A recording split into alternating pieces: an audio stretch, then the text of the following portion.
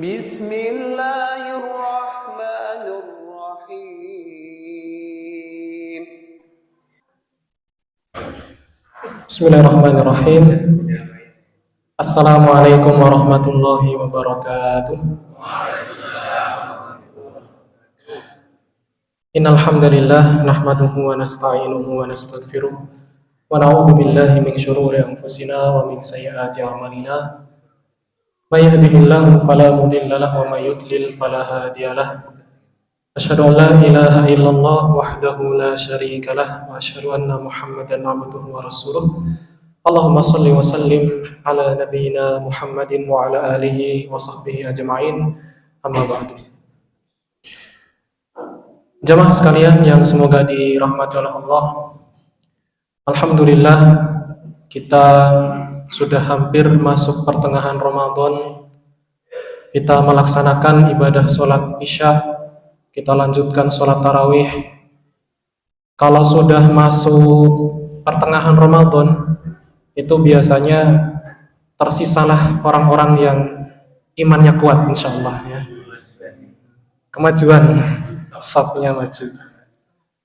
Insya Allah Bapak Ibu termasuk orang yang bagus imannya, gitu ya. Saya husnul. Maka kita bersyukur kepada Allah di saat orang-orang sudah sibuk dengan dunia, di saat orang-orang sudah sibuk dengan mencari pakaian, di saat orang-orang sudah sibuk mempersiapkan apa? Mudik ya. Kita masih bertahan coba. Kita masih rutin sholat jamaah.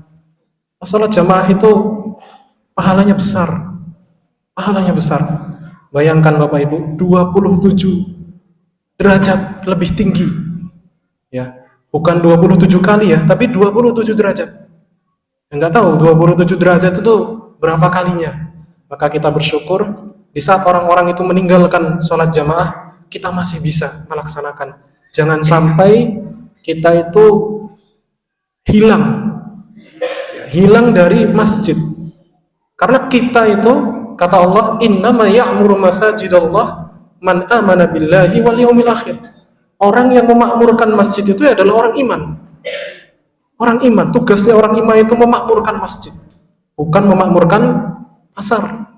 Ya, sebagian orang lebih suka memakmurkan pasar daripada masjid. Maka kita bersyukur kepada Allah Ta'ala agar hidayah ini tidak hilang dari hati kita. Jamaah sekalian, saya sampaikan sebuah hadis. Ini berkaitan dengan salah satu keutamaan surat di dalam Al-Quran.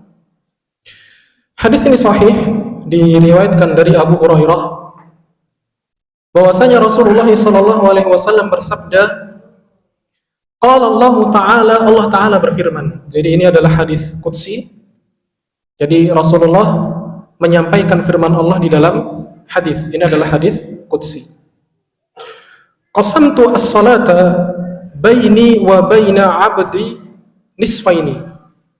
Kata Rasulullah, kata Allah Subhanahu wa taala, aku membagi salat, maksudnya adalah surah Al-Fatihah, itu dua bagian. Jadi Allah membagi surah Al-Fatihah itu menjadi dua bagian.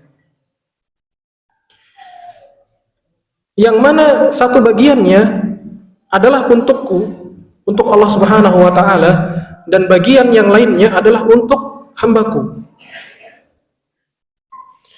Wali abdi ma sa'ala, dan untuk hambakulah apa yang dia minta. Jadi di dalam surah Al-Fatihah ini ada dua bagian, satu bagian untuk Allah, satu bagian untuk hamba, dan seorang hamba akan mendapatkan apa yang dia minta dari surah Al-Fatihah yang dia baca. Kemudian yaqulul abdu, ketika seorang hamba itu mengucapkan alhamdulillahi rabbil alamin, maka yaqulullahu azza wa jalla hamidani abdi. Ketika seorang hamba mengucapkan alhamdulillah rabbil alamin, maka Allah menjawab hamidani abdi, hambaku telah memujiku. Yaqulur rahmanir rahim, dan ketika seorang hamba mengucapkan ar-rahmanir rahim, maka kata Allah, asna alayya abdi, hambaku sedang menyanjungku. Wa yaqulul 'abdu maliki yaumiddin, dan ketika seorang hamba itu mengucapkan kalimat maliki yaumiddin, maka Allah menjawab majjadani 'abdi, hambaku telah memuliakanku. Wa yaqulul 'abdu iyyaka na'budu wa iyyaka nasta'in, dan ketika seorang hamba itu mengucapkan kalimat ayat iyyaka na'budu wa iyyaka nasta'in, maka Allah menjawab hadihi baini wa baina 'abdi, ini adalah perantara antara aku dan juga hambaku. Wali abdi ma sa'ala, ya, wali abdi ma sa'ala, dan hambaku akan memperoleh apa yang dia minta. Wa yaqulul 'abdu, dan kemudian seorang hamba mengucapkan ihdinas siratal mustaqim siratal ladzina an'amta 'alaihim waladdallin, maka Allah berkata fahaula li 'abdi wa li 'abdi ma sa'ala, dan semua itu yang diucapkan oleh hamba, yakni dari ihdinas siratal mustaqim sampai waladdallin, itu adalah untuk hambaku, dan hambaku mendapatkan apa yang dia minta. Dari hadis ini jamaah sekalian, ada beberapa faedah yang bisa kita ambil. Ada beberapa faedah yang bisa kita ambil. Yang pertama adalah bahwasanya di dalam hadis ini terdapat sebuah semacam dialog, semacam percakapan antara seorang hamba yang membaca surah Al-Fatihah dengan Allah Subhanahu wa Ta'ala. Coba bayangkan Bapak Ibu, ketika kita membaca Al-Fatihah, maka setiap kita membaca ayat yang kita baca, Allah menjawabnya. Hanya saja kita tidak mendengarnya. Kemudian yang kedua, di antara salah satu faedah yang bisa kita ambil dari hadis ini adalah adab di dalam berdoa. Kalau kita kaji Bapak Ibu kandungan dari surah Al-Fatihah ini, maka Al-Fatihah ini yang pertama itu adalah kalimat pujian. Kita mengucapkan alhamdulillahi rabbil alamin, segala puji bagi Allah, Tuhan yang merajai, menciptakan, memiliki seluruh alam semesta. Kemudian Ar-Rahmanir Rahim, Allah Maha Pengasih lagi Maha Penyayang. Maliki Yaumiddin, Dia yang memiliki hari pembalasan, Dia merajai hari pembalasan secara mutlak, tidak ada yang bisa mengalahkan kerajaannya. Kemudian iyyaka na'budu wa iyyaka nasta'in, ini adalah kalimat pengakuan. Kalimat pengakuan seorang hamba yang mana seorang hamba itu dia mengakui bahwa dia adalah hamba Allah yang sangat lemah. Dia adalah hamba Allah yang membutuhkan Allah Subhanahu wa Ta'ala.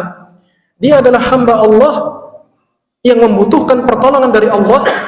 Dia adalah hambanya Allah yang beribadah, menyembah hanya kepada Allah. Ini adalah kalimat pengakuan. Iyyaka na'budu, hanya kepada Engkaulah kami menyembah, dan hanya kepada Engkau kami mohon pertolongan. Dan pada bagian yang terakhir, di ayat yang terakhir, ketika seorang hamba mengucapkan ihdinas siratal mustaqim, tunjukilah kami ya Allah jalan yang lurus, jalan yang istiqomah, yaitu jalannya orang-orang yang Engkau berikan nikmat hidayah, jalannya orang-orang yang Engkau berikan nikmat iman, jalannya orang-orang yang Engkau berikan nikmat amal. Ghairil maghdubi alaihim waladdallin, bukan jalan orang yang sesat, orang yang bodoh, tidak mengerti kebenaran sehingga dia tersesat dari jalan yang lurus. Al-ghairil maghdub, bukan jalan orang yang dimurkai, orang yang mengerti kebenaran namun dia tidak mau mengikutinya. Waladdallin, dan juga orang yang sesat, yaitu orang yang bodoh, orang yang tidak mengetahui kebenaran sehingga dia menyimpang dari jalan yang lurus. Kemudian kita mengucapkan amin, yang artinya ya Allah kabulkanlah doaku. Jadi pada bagian terakhir ini adalah doa, dan kita bisa melihat bagaimana Allah Subhanahu wa Ta'ala di dalam surah Al-Fatihah ini mengajarkan kepada kita adab, bahwasanya sebelum berdoa kita harus memuji Allah terlebih dahulu, mengucapkan alhamdulillah. Ya, kalau kita membaca doa biasa, ya, mungkin kita mengucapkan alhamdulillahirabbil alamin hamdan yuwafi ni'amahu wa yukafi'u mazidah, atau bahkan mungkin kita mengucapkan alhamdulillahirabbil alamin arrahmanir rahim, dan seterusnya. Ini dianjurkan, ya, karena ini termasuk adab. Janganlah ketika kita berdoa itu terburu-buru langsung meminta, tanpa memuji Allah terlebih dahulu. Dan yang terakhir mengenai faedah yang bisa kita ambil dari hadis ini adalah hendaknya kita mentadabburi surah Al-Fatihah. Berapa banyak jamaah sekalian kita itu hafal surah Al-Fatihah tapi kita tidak paham tafsirnya.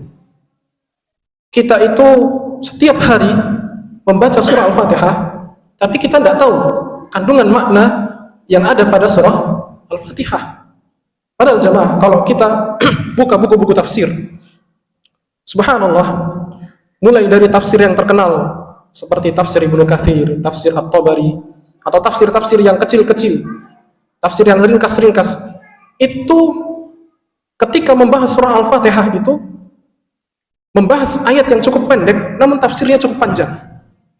Bayangkan, Al-Fatihah itu adalah surat yang pendek, ayatnya pendek tapi tafsirnya panjang, menunjukkan betapa surah Al-Fatihah ini memiliki makna yang sangat dalam. Memiliki makna yang sangat dalam. Oleh karenanya, ketika kita membaca surah Al-Fatihah ini, agar kita bisa mentadabburinya, kita bisa merenungkan kandungan maknanya, kita juga harus mempelajari tafsirnya. Kita juga harus memahami kandungan maknanya. Itulah jamaah beberapa faedah yang bisa kita ambil dari hadis ini. Mudah-mudahan bisa kita amalkan dalam kehidupan kita. Kurang lebihnya saya mohon maaf yang sebesar-besarnya. Akhirul kalam, assalamualaikum warahmatullahi wabarakatuh.